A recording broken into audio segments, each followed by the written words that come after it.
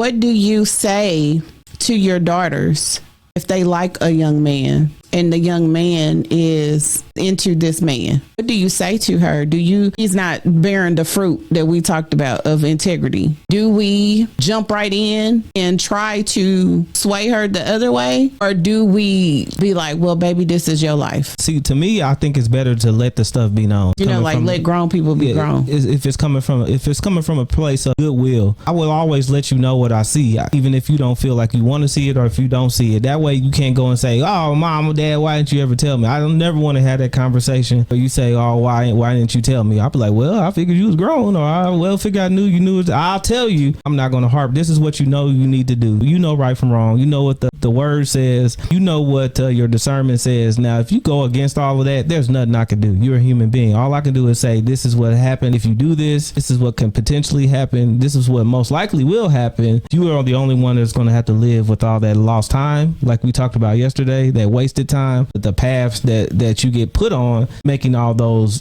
to be realistic, bad decisions. Okay, so another question. Yeah. So I have had people walk away from me because my truth was just too hard. Yes. And they did not like that. So do you think that would save more people if they had more hard truth? Yes. More hard truth? I think it is. You don't need a lot of people. There's enough of people in this world that's just going to tell you if you lip service just so y'all can feel good. And I feel like if you love someone, they will tell you the truth so you won't hit that wall I was talking about. Mm-hmm. They're not going to just tell you something and then look at you, well, I knew different, but I told you this so you feel good, so it wouldn't hurt your feelings. I think it will do everybody a great deal of service if they were truthful and told the truth. I think the world needs more people like that. There's enough people going along to get along in the world, and you see it all the time, which is why I tell you half of my battle throughout my platforms is enough of us going along to get along, and it's got so bad that we just watch people crash and we watch people get hurt and we watch people get removed from this planet because we're too cowardly to tell them what the reality is. We want to sit back because we're worried about what the rest of it, the whole group is going to say about you. And I think it's no time like the present to turn the ship around and start telling people for real. Oh, well, I'm just going to take that as confirmation. What you just said.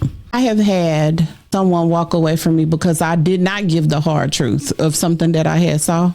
I remember her saying, well, why didn't you tell me that? And I'm like, but that was your man. What am I supposed to say? This was a person that you had relations with. Y'all were, for all intents and purposes, married, just without a marriage license. What am I supposed to say? I'm an outsider. Like, how does a friend compete with your significant other? I don't think that there's any competition. You can't compete with that. So what do you say to people that come to their friends like that? Exactly what I said. You weren't going to listen. The next thing is, it's not my place to get in between that. So that's not something go ahead. It's a slippery slope. I think a lot of us been in situations where we have family members in relationships with people that they weren't supposed to be with. They get physical with each other. This is your relative. Oh, no, I'm not going to let you beat up on my relative. So I'm finna get in this. Next week, they're right back together. And then I'm the one looking stupid because I'm out here putting myself on my life and my flesh on the line to help you. But you go back and do exactly what I didn't think a person would do after you had me out there arguing and fighting for you. Mm-hmm. So you can't fight with that pillow talking that they do, because they'll do all of that and you go right back and your time is wasted. Your time is wasted. Your emotions are wasted. I could have just sat back and let you do what you wanted to do. But so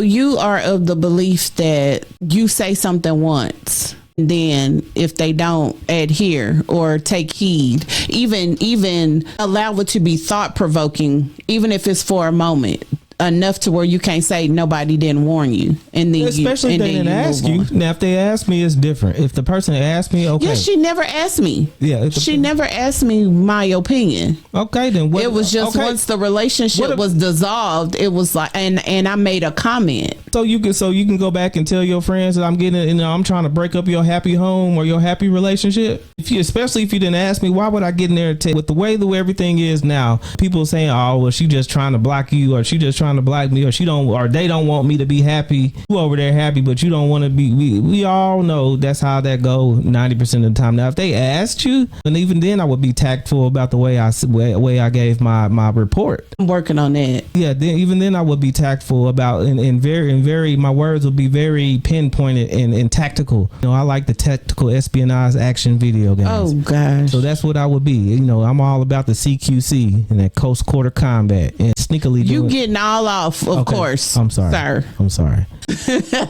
I would be very careful about my words in that situation. You don't want that, and you don't know how the other girls or the other people around them talk. If the Lord put it on my heart to do something, to say something, that's just what it is. I'm not going to be that wedge. I'll be that voice of discernment to where when you can't hear. But just like we talked about, the Lord is not going to continue to say stuff to you when you're out there being disobedient. Willfully disobedient. How many times if you know who the Lord is, even if you're not living right and you're purposely doing wrong, I think it's grace that the Lord put you on the path that you had someone to tell them what they thought. After that, I don't owe you anything.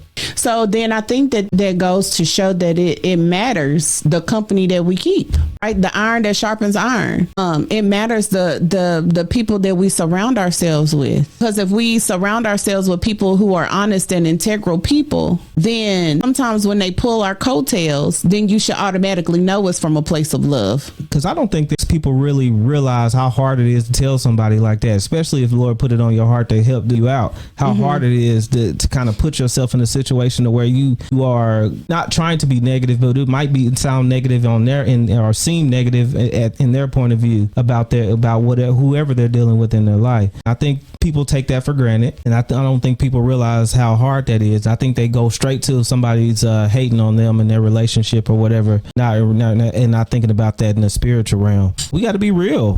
Marriage will test your honesty. It's easy to say you'll always be truthful when things are good. What about when things get hard? What about when you've made a financial mistake, like we talked about, and you're ashamed to tell your spouse? What about the emotional distance or wandering eyes or unresolved resentment that's been buried inside instead of confessed? Adam and Eve were the first married couple and the first to hide from each other after they fell. They sowed fig leaves and hid not only from God, but from each other. We still do the same thing today. We cover up out of fear of being rejected, fear of causing pain, of not being forgiven. It's like if we truly knew the power that we hold as a unit, as a married couple, we will be unstoppable if we just let go of the thoughts of the world and just really focused on what it is that God has for us and what he is telling us to do. And we just throw all caution to the wind and do it. We will be unstoppable. But there's so many of us that just can't even get off the front porch. We get out the front door and make it to the front porch and think we made it and think we have really made it somewhere, when God is really calling us to go deeper, fly higher, fly a longer distance. And it just came to me, the Holy Spirit just I said, there's one thing that frustrates me more than happy life, happy wife, happy life. And the other one is, when people say, marriage is hard. Marriage is just so hard. Because what are you saying to the next generation that are barely workers now, saying that they don't want to do it because it's hard? They shouldn't do it because it's hard. I don't think marriage is hard. Marriage is hard as you make it. There's ups and downs. There are valleys and then there are mountaintops. But I think it's the way we hit them, the way we hit those peaks and valleys.